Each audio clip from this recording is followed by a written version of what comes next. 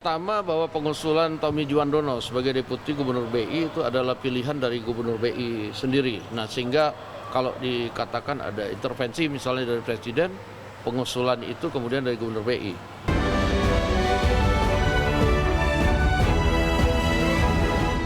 Wakil Ketua DPR yang juga Ketua Harian DPP Partai Gerindra Sufmi Dasko Ahmad memastikan Wakil Menteri Keuangan Thomas Djiwandono telah resmi mengundurkan diri dari keanggotaan partai, menyusul masuknya nama Thomas Djiwandono dalam bursa calon Deputi Gubernur Bank Indonesia menggantikan Juda Agung.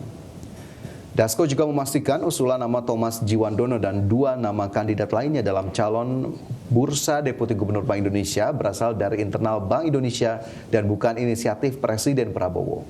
Presiden hanya meneruskan surat dari Gubernur BI kepada DPR untuk ditindaklanjuti melalui uji kelayakan dan kepatutan.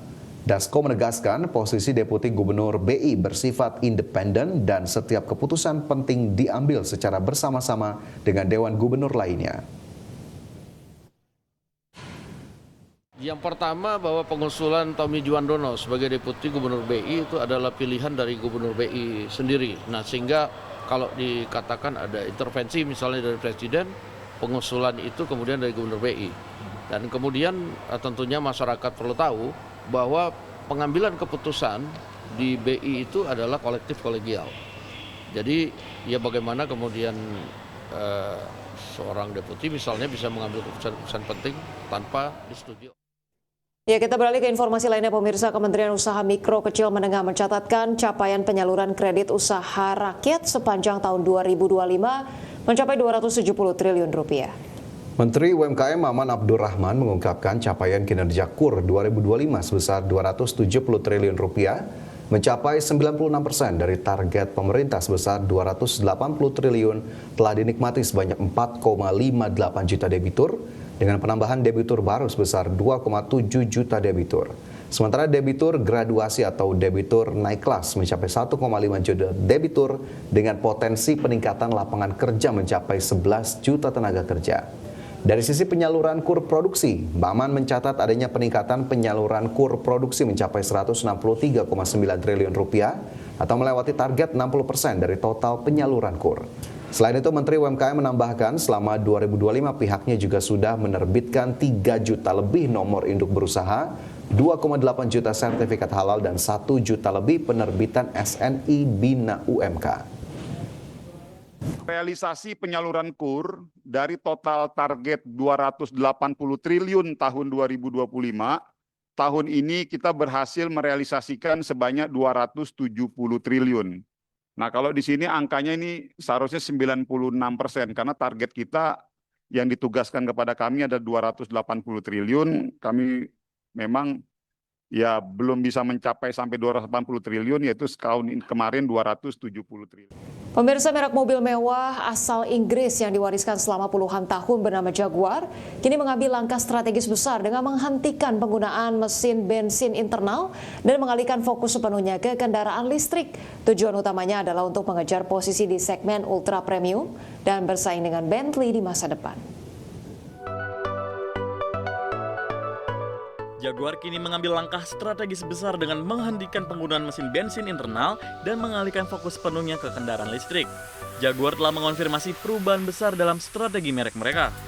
Perusahaan memilih untuk menghapus secara bertahap semua model bermesin bensin dari line-up dan menaruh semua sumber daya pada mobil listrik premium sebagai inti masa depan bisnisnya.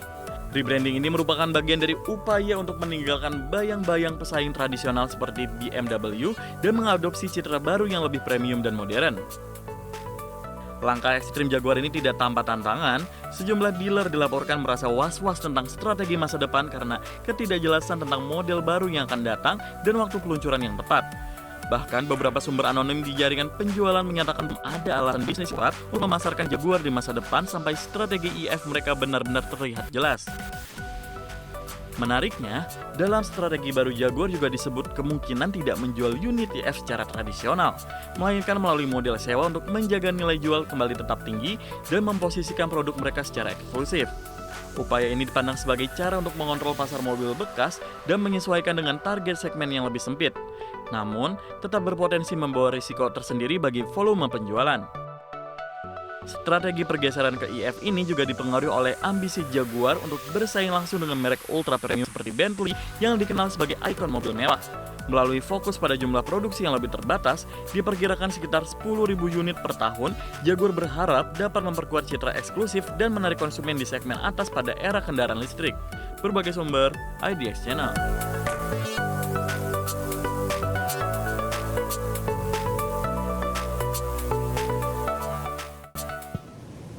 Kabar otomotif datang dari pasar kendaraan penumpang. Geely yang resmi meluncurkan MPV premium terbarunya Galaxy V900 yang dijual di China dengan bandrol harga mulai sekitar 758 juta hingga hampir 900 juta dalam 3 level trim berbeda. Ya, model ini didesain untuk meramaikan segmen MPV premium yang kompetitif di awal 2026. Geely Galaxy V900 hadir dengan harga reguler mulai dari 309.800 hingga 369.800 yuan atau setara sekitar 758 jutaan rupiah hingga 900 jutaan rupiah, meskipun saat periode peluncuran perusahaan menawarkan harga promosi yang sedikit lebih rendah. MPV ini diposisikan sebagai alternatif kendaraan keluarga mewah berkinerja tinggi dibanding pesaing lain di segmen serupa. Secara visual, Galaxy V900 menampilkan desain depan futuristik dengan lampu Star River yang membentang dari sisi ke sisi serta emblem Pegasus berlapis emas 24 karat sebagai simbol kemewahan. Di bagian dalam, kabin MPV ini memiliki rasio pemanfaatan ruang 91,8%, dilengkapi layar kontrol pusat 15,4 inci, panel instrumen 10,25 inci, dan HRHUD 19,8 inci yang memberi pengalaman berkendara digital canggih. Geely Galaxy V900 dibekali sistem listrik jarak jauh yang memadukan mesin bensin 1,5 liter dengan 2 motor listrik yang menghasilkan tenaga gabungan hingga 340 kW dan torsi puncak 523 Nm. Varian ini menawarkan pilihan baterai 43,3 kWh atau 50 kWh dengan jangkauan listrik murni hingga 260 km serta total jangkauan kombinasi hingga sekitar 1.220 km. Didukung pula sistem bantuan mengemudi Qianli Haohan H5 termasuk lidar, radar, dan kamera HD. Untuk kenyamanan penumpang, Galaxy V900 menawarkan kursi spa dengan pemanas, ventilasi, memori dan pijat, layar hiburan 17,3 inci di baris kedua, serta fitur tambahan seperti kotak pendingin 9,1 liter dan sistem suara Flame 27 speaker untuk pengalaman multimedia kelas atas. Kombinasi ini membuat V900 cocok bagi konsumen yang mencari MPV premium lengkap dengan teknologi modern dan kenyamanan tinggi. Berbagai sumber, IDX Channel. Pemirsa, Kamar Dagang dan Industri menilai masuknya investasi dari pemerintah Inggris akan menjadi penopang percepatan pembangunan berkelanjutan dan peningkatan konsumsi rumah tangga. Wakil Ketua Umum Bidang Kebijakan Analisis Makro Mikroekonomi Kadin Indonesia, Afiliani, menegaskan pemerintah harus menggandeng dunia usaha untuk berperan aktif dalam mendorong pertumbuhan ekonomi yang inklusif dan berkelanjutan. Terlebih lagi, masuknya investasi bisa mendorong peningkatan laju konsumsi, daya beli, dan pembangunan berkelanjutan secara nasional yang perannya menjadi penopang utama produk domestik bruto.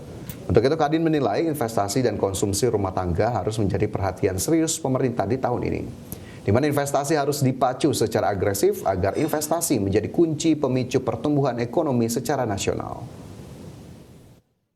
Sektor swasta, karena memang di dalam PDB tentu saja sektor swasta itu punya peranan yang sangat besar, di mana dari kontribusi investasi dan kontribusi konsumsi tentu mendominasi daripada PDB kita ya. Jadi APBN itu yang selalu orang ributkan, kontribusi itu hanya sekitar 8,7%. Tetapi investasi sekitar 30% dari PDB dan untuk konsumsi masih 57%. Jadi ini menunjukkan